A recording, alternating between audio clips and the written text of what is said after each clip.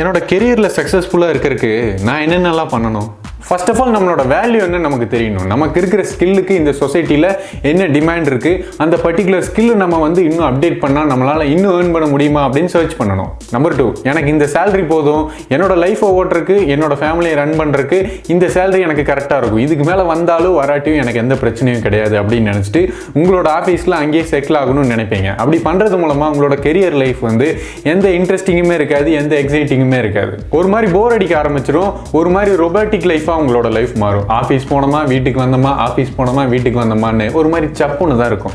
Number 3, உங்கள் ஆஃபீஸில் உங்கள் கொலீக்ஸோட சேர்ந்து அடிக்கடி காசிப் பண்ணுறது எல்லாத்தையுமே அவாய்ட் பண்ணிவிட்டு உங்களோட ஐடியாஸை டிஸ்கஸ் பண்ணுங்கள். ஃபார் எக்ஸாம்பிள், உங்கள் கம்பெனி என்ன மேனுஃபேக்சரிங் பண்ணுறாங்க, உங்கள் கம்பெனியோட லேட்டஸ்ட் டெக்னாலஜி என்ன, இதை பற்றிலாம் டிஸ்கஸ் பண்ணுறது ரொம்ப ஹெல்ப்ஃபுல்லாக இருக்கும்.